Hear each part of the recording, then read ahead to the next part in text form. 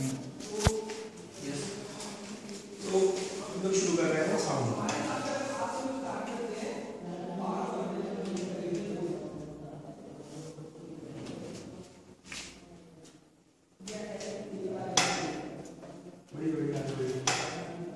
तो हम क्या क्या टॉपिक्स कवर करेंगे देखिए एक बार, कोई भी पढ़ लो। क्या क्या टॉपिक्स है? Sound as a longitudinal wave, characteristics of sound wave, production of sound, propagation of sound, speed of sound, sonic boom and race between sound and light, reflection of sound and its applications, echo, medium distance to hear and echo, frequency range of hearing, ultrasound, sonar, characteristics of sound by human ear. ठीक है, ये सारी चीजें one by one करके हम लोग समझेंगे। कहीं भी किसी भी टाइप में डाउट हो तुरंत, ठीक है। तो सबसे पहले हम लोग पढ़ रहे हैं कि साउंड है क्या, व्हाट इज साउंड, क्या है साउंड, बताइए कौन जानता है कि साउंड क्या है? आपके हिसाब से आवाज क्या है, ध्वनि क्या है, साउंड क्या है? थिंक दैट वी हियर, वो साउंड है।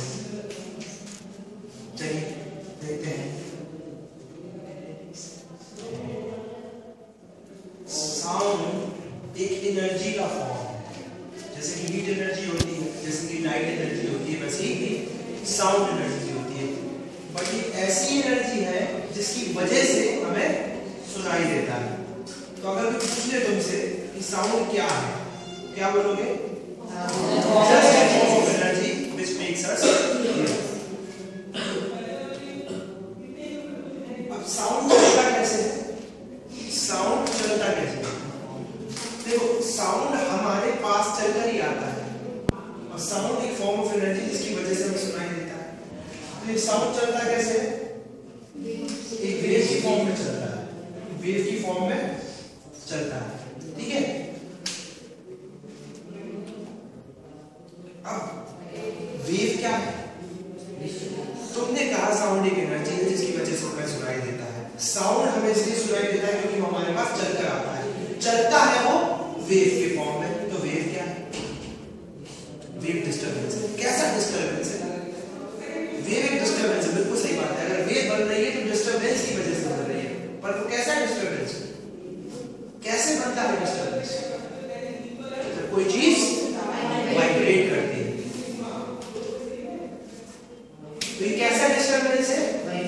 वाइब्रेटरी डिस्टरबेंस है। और ये डिस्टरबेंस कहाँ हो रहा है? कहाँ हो रहा है डिस्टरबेंस? उस मीडियम में हो रहा है जिस मीडियम में साउंड ट्रेवल कर रहा है। और इस डिस्टरबेंस की वजह से क्या होता है? जो साउंड वाली एनर्जी जो है वो एक पॉइंट से दूसरे पॉइंट पे चली जाती है बिना किसी कांटेक्ट।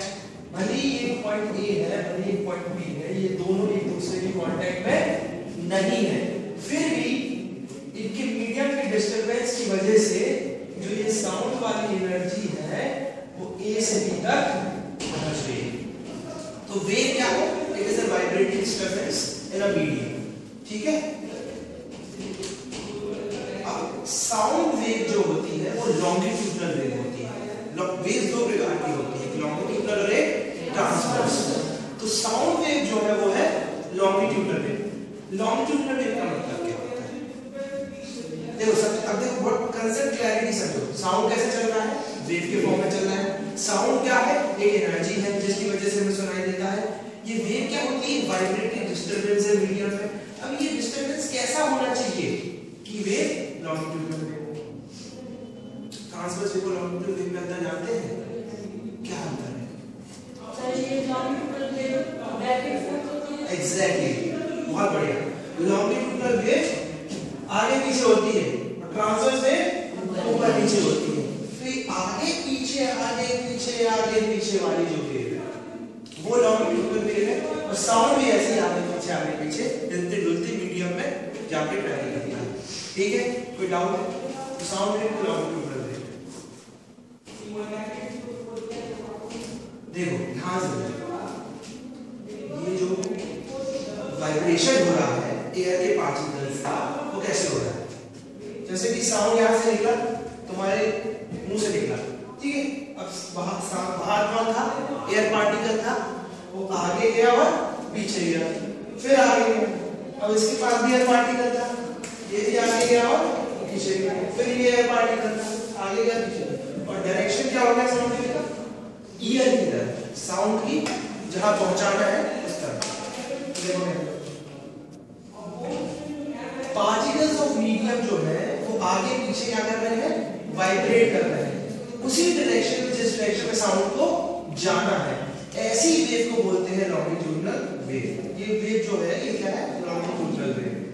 साउंड भी ऐसे ट्रैवल करता है। जितनी भी साउंड वेव्स हवा में होती है वो सब लॉन्गिट्यूडिनल वेव्स होती है। अब ध्यान से सुनना, चूंकि वेव है तो वेव के अंदर कंप्रेशन भी होगा और रेयरफेक्शन भी होगा। तो कंप्रेशन का मतलब क्या है, देखो ध्यान से सुनो। कंप्रेशन का मतलब है कोई भी चीज को कंप्रेस कर दिया, मतलब कि हिलते डुलते पार्टिकल्स पास आ गए।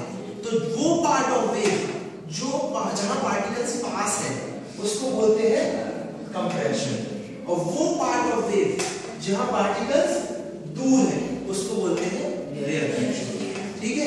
स्प्रिंग देखिए, तो जब स्प्रिंग को चिपका दिया तो कंप्रेशन हो गया, और छोड़ दिया तो रेयरफेक्शन।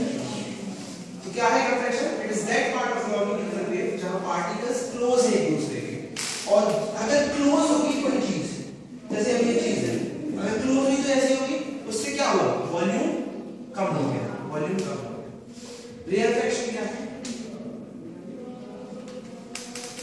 रेयरफेक्शन वो पार्ट है लॉन्गिट्यूडिनल वेव का जहां पार्टिकल्स दूर दूर हो जाते हैं, और दूर दूर होने से क्या होगा, एक्सपेंड हो जाएंगे, और एक्सपेंड होने से क्या होगा, वॉल्यूम बढ़ जाएगा।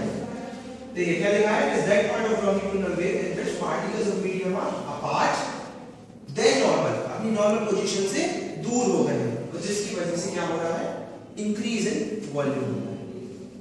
अब ये दोनों चीजें अगर एक साथ होती हैं, ध्यान से रखना। अब हम लोग क्या बोलते थे, one vibration is equal to one compression plus one rarefaction. मतलब दूर पास दूर पास दूर पास, हिलने डुलने लग गया, और हिलने डुलने लग गया तो साउंड आगे चलने लग गया। और एक कंप्रेशन और एक रेयरफेक्शन बनाती है एक वेव, तो दूसरी वेव, तीसरी वेव, और ऐसे साउंड चलने लग गया। कोई डाउट है?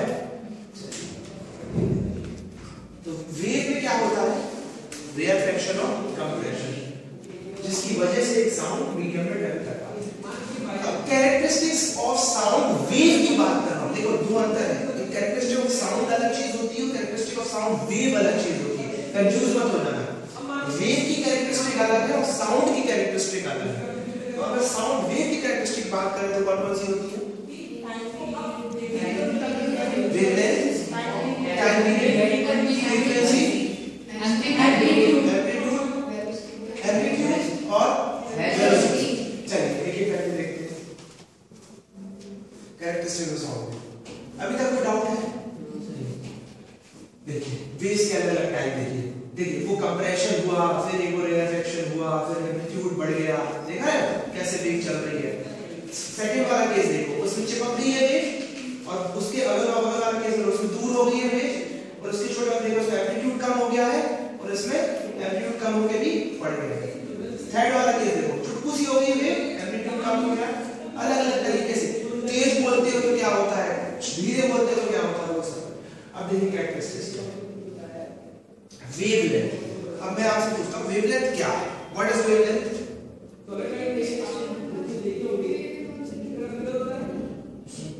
Distance travel by wave in 1 second क्या वेवलेंथ होती है?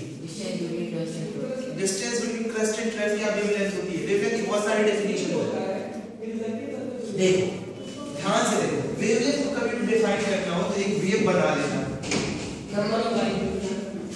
एक वेव बना लेना, इसकी जो लेंथ है वही वेवलेंथ है, ठीक है। तो एक वेवलेंथ में क्या है, कंप्रेशन और रेयरफेक्शन। तो हो सकता है distance travel by compression rarefaction का टोटल वेवलेंथ हो सकती है, ठीक है, टोटल वेवलेंथ हो सकती है। तो एग्जैक्टली वेवलेंथ को कैसे डिफाइन करते हैं, कैसे डिफाइन करते हैं, और यूनिट क्या है, देखिए क्या है।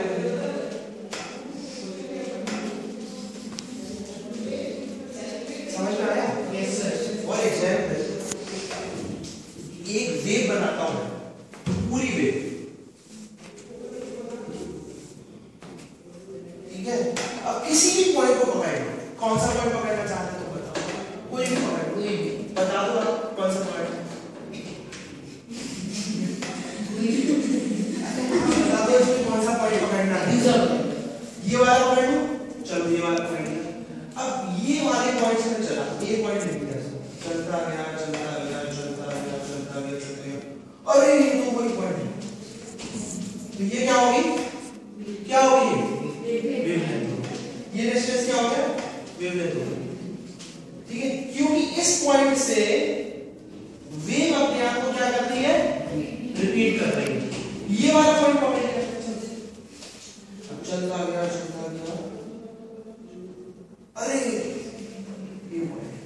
ये वाली चीज क्या होगी, वेवलेंथ। ये वाला पॉइंट पकड़ लिया, चलता गया चलता गया चलता, अरे ये वाला पॉइंट, देखिए डिस्टेंस ही वेवलेंथ। कंफ्यूज मत होना, क्वेश्चन कैसा भी आ जाए, वेवलेंथ वही डिस्टेंस है जहां से वो अपने आप को रिपीट करने लग जाती है, ठीक है। चलिए सिंबल इसका घंटा, एम्पलीट्यूड की बात करते हैं। एम्पलीट्यूड क्या है, the distance of the wave, like the height of the wave। इसको कैसे डिफाइन करेंगे, देखो ऊपर वाली चीज क्या है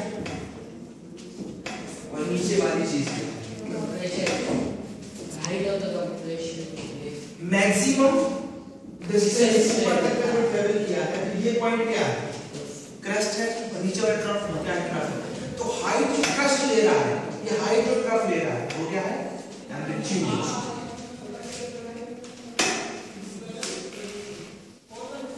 पढ़िए क्या लिखा है,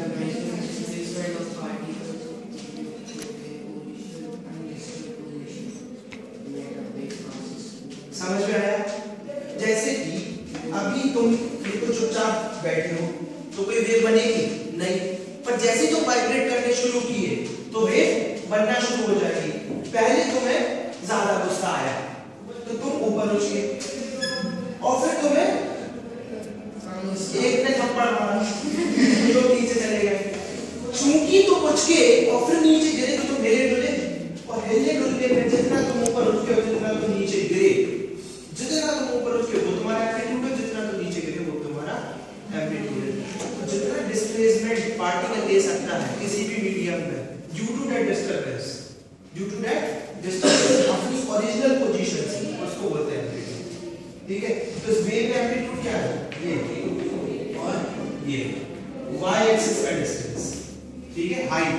चलिए टाइम पीरियड, ये क्या है, what is time period, the distance traveled by the wave,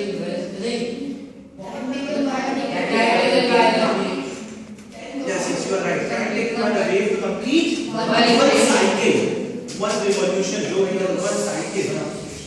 यहाँ से यहाँ तक एक कंप्लीट वेव है, जितने टाइम में ये इतना डिस्टेंस ट्रैवल कर रही है वही time period. What is time period? It is the time required to produce one complete wave is called time period of wave. Unit है इसका seconds. Next, frequency. क्या है frequency? Formula number of vibrations in 1 second, and one vibration is equal to one complete wave. So number of waves produced in 1 second, which is reciprocal of time period, 1/t. Number of complete waves of vibrations in 1 second, इसका unit है hertz, vibrations per second, 1/T. कोई doubt है? Next, velocity हो गया। हाँ, ये थोड़ा सा कुछ लोगों को कंफ्यूजन होगा। वेलोसिटी होता है, एक नॉर्मल टर्म में बताओ, फिजिक्स बहुत पढ़ी है हम लोगों ने। वेलोसिटी क्या होता है? Velocity is nothing but distance traveled in the distance upon time, displacement upon time. तो अब ये बताओ कि वेलोसिटी का डिस्प्लेसमेंट अपॉन टाइम, डिस्प्लेसमेंट में यहाँ कौन सा कैरेक्टरिस्टिक है? डिस्टेंस की बात कौन सा कैरेक्टरिस्टिक कर रहा है? वेवलेंथ। और टाइम वाली चीज कौन सी कर रही है? तो अगर दोनों को डिवाइड कर दो तो क्या आ जाएगी? वेलोसिटी आ जाएगी। और ये क्या बताएगी?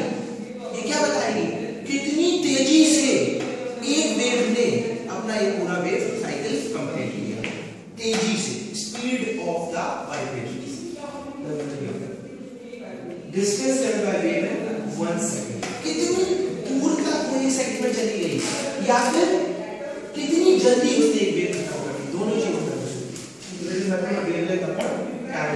यूनिट क्या होगा सर? मीटर पर सेकंड। अब चूंकि हम यही रुक जाओ, साउंड की कैरेक्टरिस्टिक्स की बात कर ली, साउंड वेव की कैरेक्टरिस्टिक्स की बात कर ली। क्या क्या है? Amplitude, frequency, wavelength, time period and velocity. अब हम बात करें कि साउंड प्रोड्यूस कैसे होता है, तो बताइए प्रोड्यूस होता है, बताया है मैंने आपको। साउंड प्रोड्यूस कैसे होता है? वाइब्रेशन की वजह से होता है। वाइब्रेशन की वजह से क्या होता है और वाइब्रेशन कैसे होता है? How you make things vibrate? YouTube come in contact, are you vibrating? No. When they have action, contraction. अंग्रेजी मत बोलो, ये तो तब होता है जब वाइब्रेशन होता है। अरे जब तुम हिलोगे तभी तो आगे पीछे होगे, तभी तो तुम प्रेस और एक्सपेंड होगे। तो जब कोई चीज बाहर वो तो वाइब्रेशन ही हुआ ना, पर वो कैसे होता है? कोई भी चीज होती है तभी वाइब्रेशन होता है, तभी साउंड प्रोड्यूस होता है। दो चीज टकराती है। से ये पार्टिकल्स का। अच्छा ये बता, तुमने कभी किसी चीज को वाइब्रेट किया है? हाँ। कैसे करते हैं? तुम इसको वाइब्रेट करो, अभी कर लेते हो। ये धक्का मारना हो रहा है, और सही बहुत अच्छा कांसेप्ट है, यहाँ समझ नहीं आ। Yes, this is vibration. ये जो तुमने किया है, तुमने फोर्स लगाया और वो डिस्प्लेस कर गया, मतलब तुमने काम किया, बट वाइब्रेशन कर रहा है। वाइब्रेशन मतलब होता है आगे पीछे। अब उसके लिए क्या किया? क्या किया? तुमने क्या किया? तुमने अपनी चीज को वाइब्रेट करना है, तुमने क्या किया? क्या वो अपने आप वाइब्रेट कर पा रही थी? की जरूरत पड़ी उसको, तो आई, और तुम कौन थी? एक्सटर्नल फोर्स की वजह से वाइब्रेशन होता है। अब वो एक्सटर्नल फोर्स कुछ भी हो सकता है, वो डंडा भी हो सकता है जिसको डंडी बजा के आवाज निकालते हैं। कोई भी चीज में जब आवाज निकालते हो तुम, तो उसको बजाते ही तो हो ना, और उसमें फोर्स तो लगाते हो ना, चाहे हाथों से लगा दो, चाहे किसी इंस्ट्रूमेंट से लगा दो। चलिए देखते हैं कैसे होता है। How sound is produced. देखिए, when an object vibrates, मतलब आगे पीछे हिलता डुलता रहता है, it produced by vibrating objects। ऐसे साउंड प्रोड्यूस होता है ऑब्जेक्ट को वाइब्रेट करने से। वाइब्रेट कैसे होगा ऑब्जेक्ट? मान लीजिए स्कूल वाला डम डम डम है, अब आप जो है बजा रहे हो टक टक टक, और साउंड वेव्स जनरेट हो रही है, ये चीज वाइब्रेट कर रही है, ठीक है? उससे क्या हो रहा है? उससे साउंड प्रोड्यूस हो रहा है, ठीक है? अब साउंड एक बार प्रोड्यूस हो गया, एक बार साउंड प्रोड्यूस हो गया, तो अभी आगे कैसे चलता है? हाउ साउंड इज प्रोपेगेटेड या ट्रांसमिटेड। तो वो पासीदा बोल वाला आपको समझ में आ गया होगा। जैसे ही साउंड प्रोड्यूस होता था, एक से दूसरे वही आगे पीछे आगे पीछे आगे पीछे पासे। देखते कैसे होता है। एक हमने ट्यूनिंग फॉर्क ली है, लेबोरेटरी में ट्यूनिंग फॉर्क ली है, ठीक है? जानते हैं इस चीज को आप लोग? अब इस ये कैसी होती है? इसको ऐसे अपन मतलब जैसे स्प्रिंग होती है ना, जैसे इसको थोड़ा खींच सकते हो, आगे से अपनी पोजीशन पे आ जाती है। तो अपन ने इसको खींच के छोड़ दिया, तो क्या हुआ? जैसे ही खींच के छोड़ा, ये आगे पीछे वाइब्रेट करने लगी, ठीक है? जैसे ही वाइब्रेट करी, तो क्या हुआ? जो एयर के पार्टिकल्स हैं, जो ब्लैक वाली लाइन है, ये एयर के पार्टिकल्स हैं। एयर के पार्टिकल्स हिलने डुलने लगे। हिल रहे हैं, डुल रहे हैं, क्यों? क्योंकि वो भी हिल रहे हैं, और हिलने डुलने से क्या होगा? देखो ये आगे साउंड। फिर देखो, फिर से जो बगल वाला है पार्टिकल हिल रहा है, डुल रहा है, और उसके बाद क्या होगा? ये भी आगे फिर बगल वाला है पार्टिकल हिल रहा है, डुल रहा है, और फिर से आगे। तो वो साउंड जो वाइब्रेशन प्रोड्यूस हुआ था, वो कहां तक आ गया? यहां तक आ गया। तो क्या हो गया? साउंड प्रोपेगेट हो गया, ठीक है? साउंड की डायरेक्शन इस साइड हो गई। कोई डाउट है? बिल्कुल प्रैक्टिकली तो समझ में आ रहा होगा। और उसके बाद क्या हुआ? हमारा कान में वो आवाज सुनी। कोई डाउट है? इतना सा 1% चलिए नेक्स्ट। अब साउंड पैदा हो गया, साउंड चलने लगे, पर साउंड में भैया प्रधानमंत्री वो कहता है मैं ऐसे ट्रेवल नहीं करता, मुझे चाहिए मीडियम। और कैसा मीडियम चाहिए? कैसा मीडियम चाहिए? मटेरियल मीडियम चाहिए। साउंड को हमेशा एक मटेरियल मीडियम चाहिए ट्रेवल करने के लिए। तो अब मटेरियल मीडियम क्या हो सकता है? Solid, liquid and gas. सवाल ये उठता है कि साउंड को ये मीडियम क्यों चाहिए? Why it needs such mediums? ताकि जहां उसे जाकर वो जा सके। किसी को पता है कि अगर क्वेश्चन आ गया why sound need a material medium, तो क्या लिखोगे आंसर? साउंड वेव जो है वो लॉन्गिट्यूडनल वेव है। लॉन्गिट्यूडनल वेव एक मटेरियल वेव है, इसको ट्रैवल करने के लिए किसी भी मटेरियल मीडियम की जरूरत होती है। पर अगर लाइट होती तो वो इलेक्ट्रोमैग्नेटिक वेव थी और उसको कोई मटेरियल मीडियम की जरूरत नहीं होती है, मतलब वो वैक्यूम में भी पास हो जाती है पर साउंड पास नहीं होती। आंसर क्या है इसका? देखो sound waves are called as mechanical waves, they need a material medium for propagation. ठीक है, sound can not travel through vacuum. और एक्सपेरिमेंट हमने जब पढ़ा था तब देखा था कि फोन के डिब्बे को जब बंद कांच के डिब्बे में रख दिया, फोन की घंटी बजी तो सुनाई नहीं दे रही है। ठीक है, ऐसे जब कॉकपिट में बैठा है आदमी पायलट होता है तो उसको बाहर का साउंड नहीं सुनाई देता है, तो एरोप्लेन की खुद की इतनी आवाज आती है कि वो पागल हो जाएगा। उसके जो ग्लासेस होते हैं वो साउंड प्रूफ होती है, उनका तो सुपरसोनिक साउंड होता है, साउंड की स्पीड से ज्यादा है। अब sound can not be heard directly on the surface of moon. ये क्वेश्चन भी आ सकता है। मून पर हम आवाज एक दूसरे की नहीं सुन सकते डायरेक्टली, क्यों? क्योंकि मटेरियल मीडियम नहीं है, क्योंकि एटमॉस्फेयर नहीं है, इसलिए वहां किस चीज का यूज करते हैं?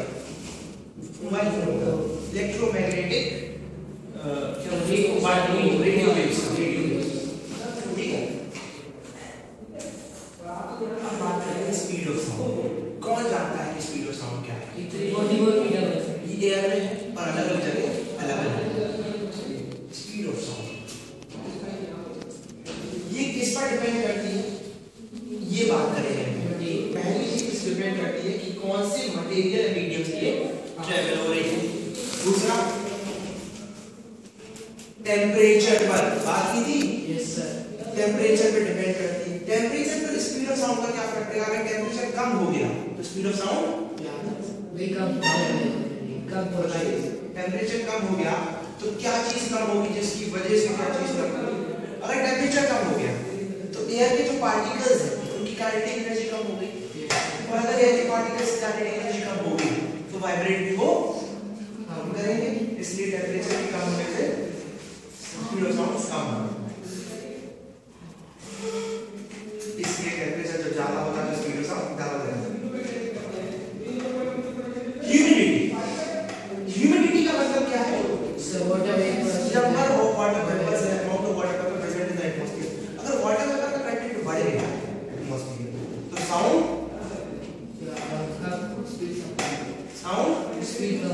स्पीड कम हो जाएगी, ह्यूमिडिटी की बढ़ जाएगी, बढ़ जाएगी। ठीक है, humidity increases the speed of sound to it also increase। ये समझ में आया क्यों?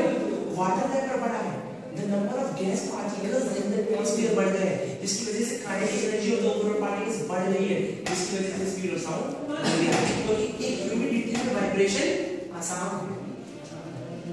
अगर ऐसा हो तो एक घुटन वाले कमरे में बैठ जाना, घुटन ह्यूमिडिटी वाले कमरे में बैठ जाना, आवाज तो मरी जाता है।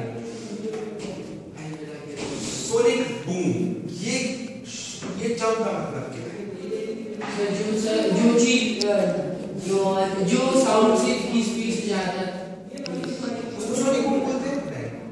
सोनिक बूम तो एक आवाज है, और एक ऐसी आवाज है जो कि एयरक्राफ्ट प्रोड्यूस करते हैं, और एयरक्राफ्ट को की आवाज को सोनिक बूम इसलिए बोला जाता है क्योंकि उनकी जो आवाज होती है वो क्या होती है? स्पीड ऑफ साउंड ज्यादा होती है। ठीक है, सुपरसोनिक का मतलब क्या है ये समझो, ये जो आप बोल रहे थे, when speed of an object is greater than the speed of sound, कोई भी ऑब्जेक्ट अगर साउंड की स्पीड से तेज भागे तो वो चीज जो है सुपरसोनिक कहलाती है। अब होता क्या है कि ऐसे केस में sir if there is a sonic boom is when the speed of the sound is greater than the देखो सोनिक बूम क्या लिखा है, देखिए बताते हैं। ये क्या है, ये एक नॉइज है, एक साउंड है, नॉइज है। ये कौन से प्रोड्यूस हो रही है, एयरक्राफ्ट से, जो कि किससे तेज चल रहा है, स्पीड ऑफ साउंड से तेज चल रहा है। इससे जो वेव्स निकल रही है उनको शॉक वेव्स बोलते हैं। शॉक वेव्स से के वाइब्रेशन से निकलने वाली एक्सप्लोसिव नॉइज को सोनिक बूम कहते हैं। ठीक है, कोई डाउट? इतना सा भी 1% भी डाउट नहीं पूछ लो।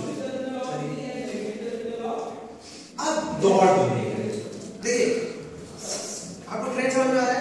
पहले हमने साउंड समझा था, फिर साउंड ट्रैवल कैसे करता है वो समझा, फिर प्रोड्यूस कैसे करता है ये समझा, फिर प्रोपोगेट कैसे करता है ये समझा। जैसे हमने ये समझा उसकी कैरेक्टरिस्टिक साउंड वेव भी समझ।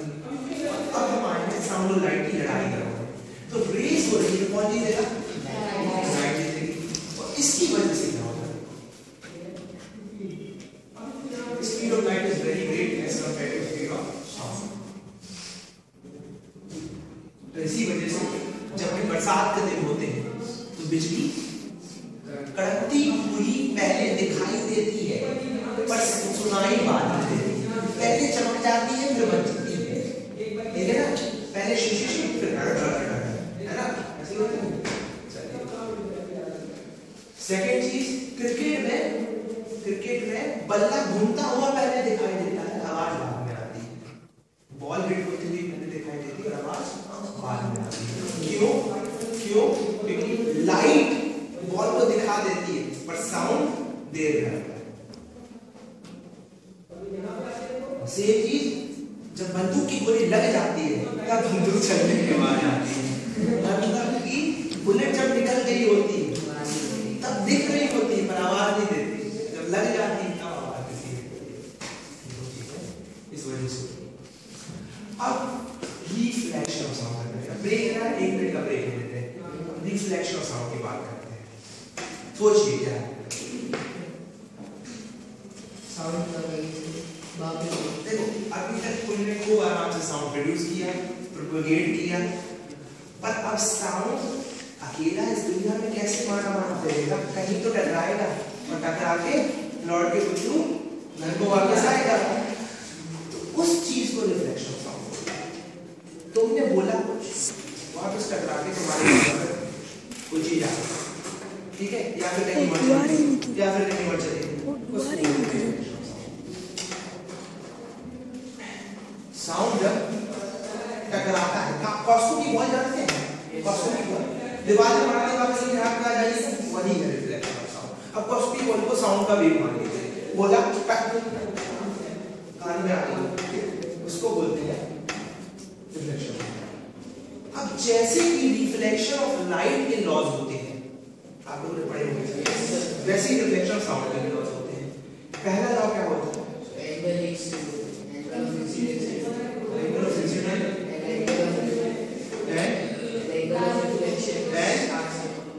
पहला लॉ क्या है? हाँ,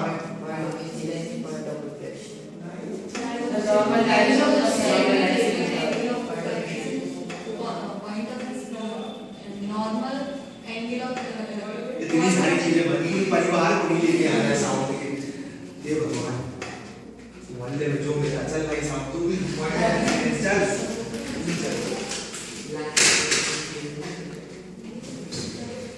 भाई साहब, ये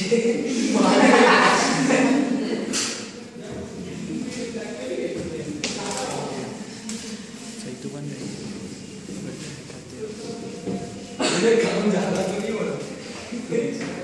देखो साउंड आई, ये है इंसिडेंट साउंड वेव। हाँ, जो बोलना चाहता इंसिडेंट साउंड वेव, मतलब ये वो वाली वेव है जो तुम्हारे मुंह से दीवार तक आई, ये दीवार के इस पॉइंट पे टकराई, इसी एंगल से वापस, तो ये रिफ्लेक्टेड साउंड है, ठीक है?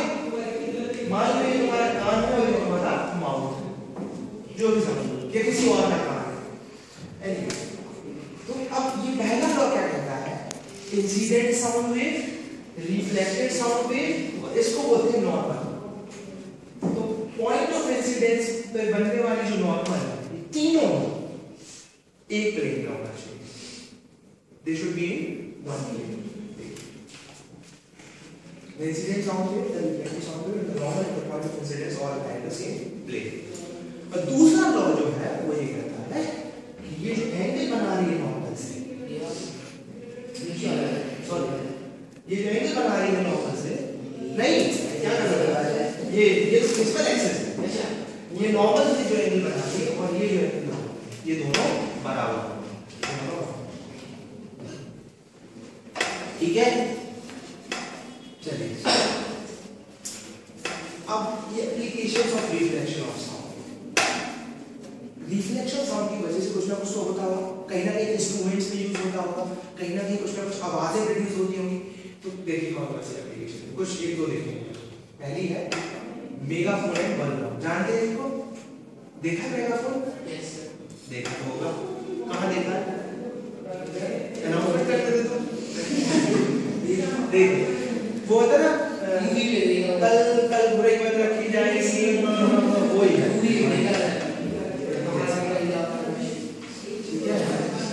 ये है मेगाफोन, ठीक है। इसमें क्या हो रहा है, ध्यान से देखो, ये काम करता है मल्टीपल रिफ्लेक्शन ऑफ साउंड। अब होता क्या है, ये मैडम ने तो बोल दिया, और ये छोटा सा होल है और ये बड़ा सरफेस है। अब साउंड की वेव निकली, टकराई, तो बार बार टकरा के आगे पीछे होके बाहर निकल रहा, इसलिए मल्टीपल रिफ्लेक्शन। और जैसे ही मल्टीपल रिफ्लेक्शन साउंड होता है तो साउंड की एम्पलीट्यूड बढ़ जाती है, उसकी वजह से आवाज ज्यादा तेज आती है। स्टेथोस्कोप डॉक्टर लगाते हैं, उसमें मल्टीपल रिफ्लेक्शन होते हैं। ब्रीथ जो है, ब्रीथ वाइब्रेट कर रही होती है, वाइब्रेट से साउंड प्रोड्यूस होता है। अब वो साउंड जो ये मल्टीपल रिफ्लेक्शन लेके कानों में, it also works on multiple reflection. ये आ सकता है how stethoscope works, so you have to tell them how sound is produced and how multiple reflections take place, right? Okay, एक चीज बड़ी ध्यान से देखिए, ये पेपर में भी आ सकता है कि सीलिंग्स ऑफ हॉल या बड़े बड़े हॉलों में सीलिंग्स को कर्व क्यों बनाया जाता है, उसलिए बनाया जाता है कि जो कर्व सरफेसेस होते हैं उससे जो रिफ्लेक्शन होगा वो पूरे हॉल में स्प्रेड हो जाएगा। जैसे कि मान लीजिए सीधा सरफेस है, तो अब यहाँ से साउंड क्या नहीं आ गया, पर अगर कर्व है तो यहाँ वाला यहाँ गया, यहाँ वाला यहाँ गया, यहाँ वाला यहाँ गया, सारे डायरेक्शन में स्कैटर हो जाएगा, तो पूरा साउंड हॉल में चला जाएगा। उसकी वजह से सीलिंग्स को ठीक है, जब कम रहेगा यहाँ भी टकराएगा, वहाँ भी टकराएगा, यहाँ सीधा सीधा सीधा कंसंट्रेट हो जाएगा, तो वो स्प्रेड हो जाएगा। अब रिफ्लेक्शन तो हो रहा है साहब, बस रिफ्लेक्शन की कौन सी कंडीशन है जिसमें इको हो। अब देखो ये तीनों चीजें बड़ी कंफ्यूज करेंगी अगर नहीं समझ आए, रिफ्लेक्शन, इको एंड रिवर्बरेशन, ये तीनों चीजें ध्यान से समझ लेना। रिफ्लेक्शन को समझ में आया, किस लॉ की वजह से रिफ्लेक्शन होता है। अब इको कब होगा, याद आना होगा कुछ, हमने कुछ कैलकुलेट किया था इको के केस में, वो तो यार साउंड रिपीट, वही तो लगा, रिफ्लेक्शन हुआ पर साउंड रिपीट नहीं किया, इको ने साउंड रिपीट कर रहा है, क्यों कर रहा है, वो कंडीशन क्या है जिसकी वजह से साउंड रिपीट कर रहा है, कोई जानता है? एक कंडीशन है ना, कंडीशन है minimum distance to hear an echo, हाँ वो कैसे निकला, भूल गए, हाँ हाफ किया है डबल डिस्टेंस को। इको का मतलब ये है ना कि मान लो तुम यहाँ हो, अब ये चीज यहाँ गई और यहाँ से वापस आ गई और तुम्हें सुनाई देगी, ये इको हुआ ना, देखते कैसे करते। इको क्या है, it is repetition of sound caused by reflection of sound, it is called an echo. समझ गए, जब रिफ्लेक्शन की वजह से साउंड अपना रिपीट करने लगता है, जैसे बड़े बड़े खाली हॉलों में अपनी आवाज वापस आने लगती है, उसको इको बोलते हैं। ठीक है, इको कुछ नहीं है, सिर्फ calculation of minimum distance to hear echo. देखिए स्पीड क्या है? Speed of sound in air क्या है? 340। अब देखिए ऐसा कहा गया है अगर इको हमें सुनना है तो मिनिमम टाइम इंटरवल उस रिफ्लेक्टेड साउंड का हमारे बोले हुए साउंड का 1/10 सेकंड होना चाहिए। कितना होना चाहिए? 1/10। अगर 1/10 सेकंड से पहले कोई भी साउंड रिफ्लेक्ट होकर तुम्हारे पास आया तो रिपीट नहीं होगा।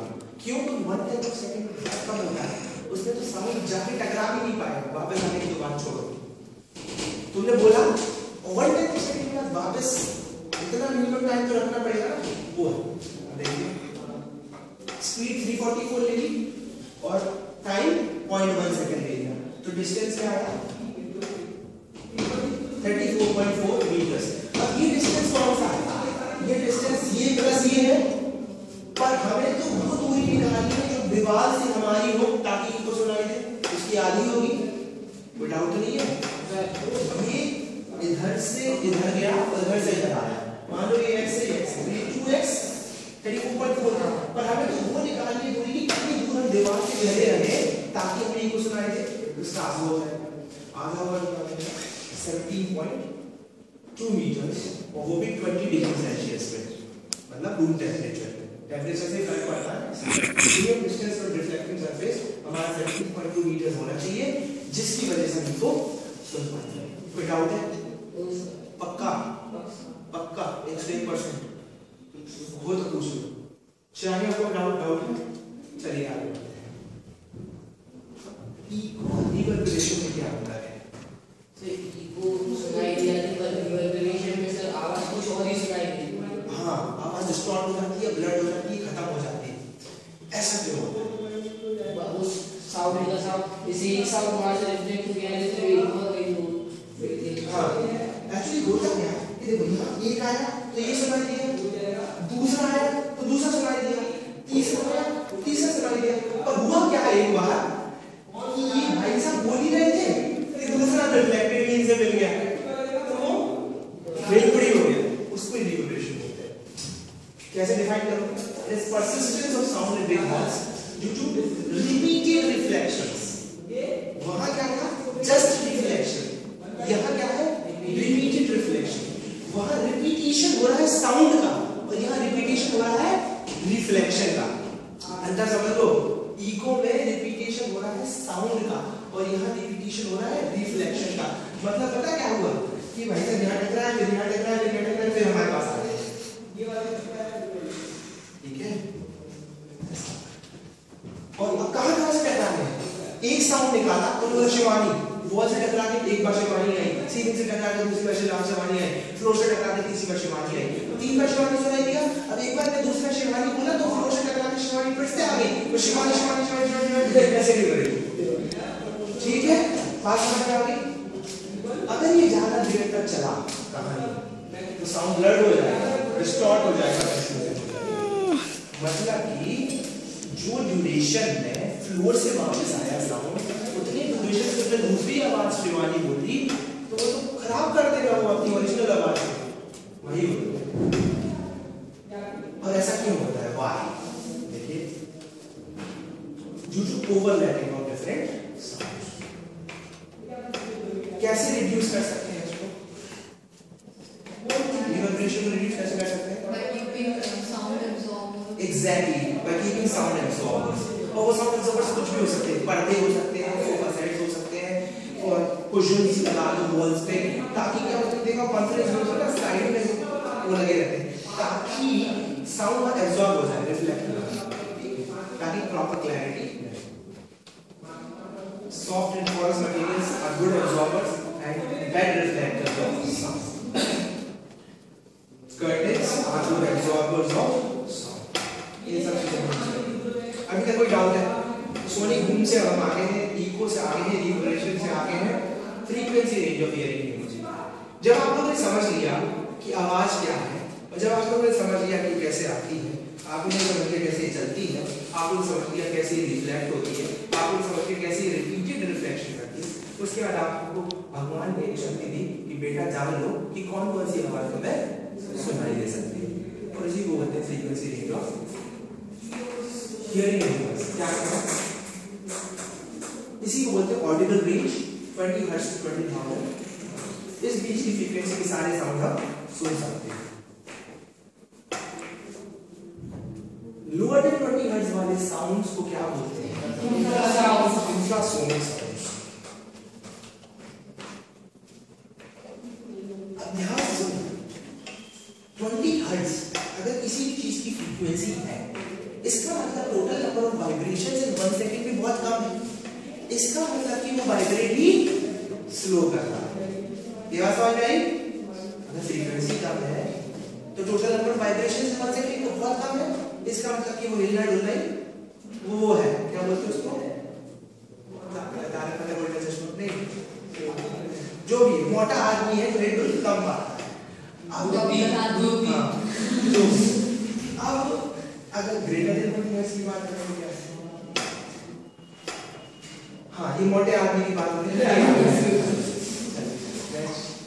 हायर देन 20,000 हर्ट्ज ये बात होती है एकदम तेज चमगादड़ की दरवाजे लोगों की, ठीक है? इसको बोलते हैं अल्ट्रासोनिक साउंड।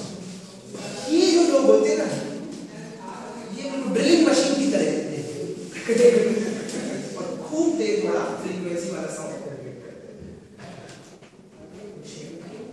बैट्स का जो साउंड है वो अल्ट्रासोनिक साउंड होता है। कुत्ते बड़ी आसानी से सुन पाते हैं और बैट तो भाई साहब 1,20,000 हर्ट्ज तक का साउंड सुन पाती है। मतलब अगर तुम उससे 1 किलोमीटर दूर होगे ना तो पता नहीं चलेगा तुम आगे खा जाएगी। अगर तुम इंसेक्ट हो they can judge that distance. Okay. अब एप्लीकेशन अल्ट्रासाउंड की बहुत सारी एप्लीकेशंस पढ़ी थी हमने, आज फिर से रिवाइज करते हैं। कोई जानता है? कुछ याद आ रहा है?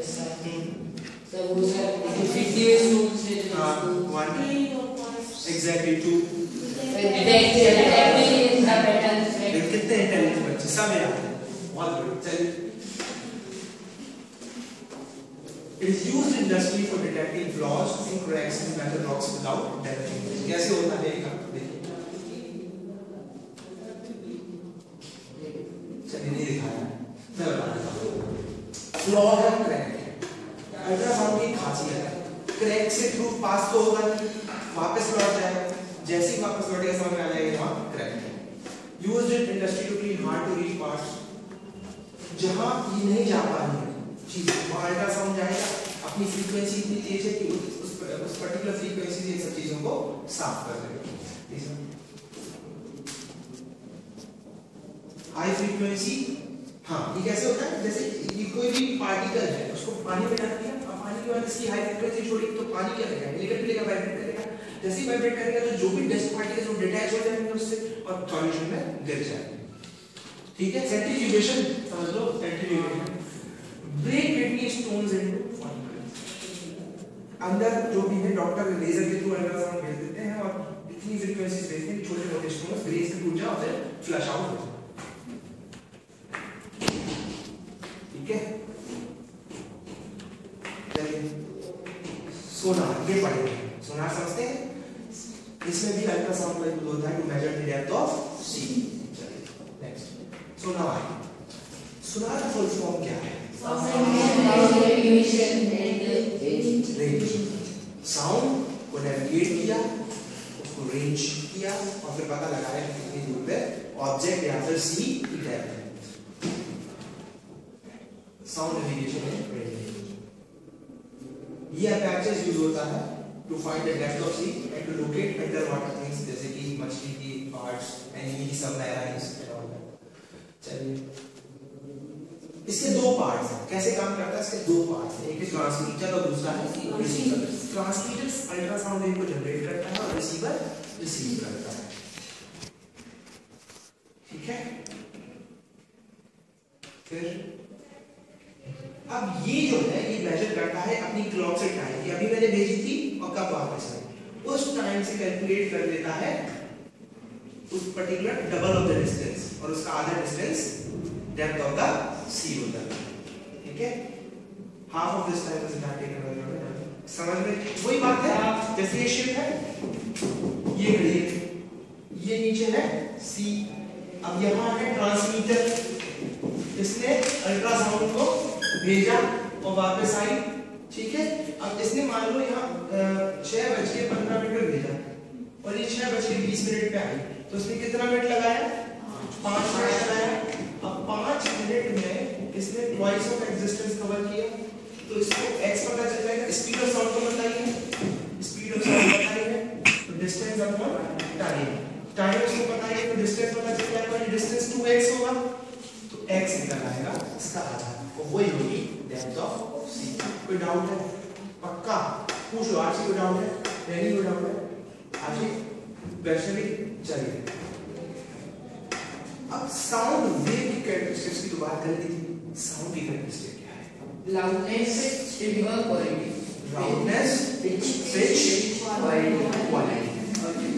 चलिए, loudness क्या है? loudness चलिए, loudness क्या है? Measure of sound energy reaching the ear by इसका मतलब क्या है? एक सेकंड में कितनी वैल्यू, मतलब एनर्जी की वैल्यू यूज होती है, कितनी ज्यादा एनर्जी वाला साउंड हमारी कानों में पड़ रहा है। जिसकी तेज आवाज उसकी ज्यादा एनर्जी, जिसका कम आवाज उसकी कम एनर्जी। तो अब लाउडनेस किसके प्रोपोर्शनल होगी? वेव में एम्पलीट्यूड, जितना ज्यादा एम्पलीट्यूड उतनी ज्यादा लाउडनेस।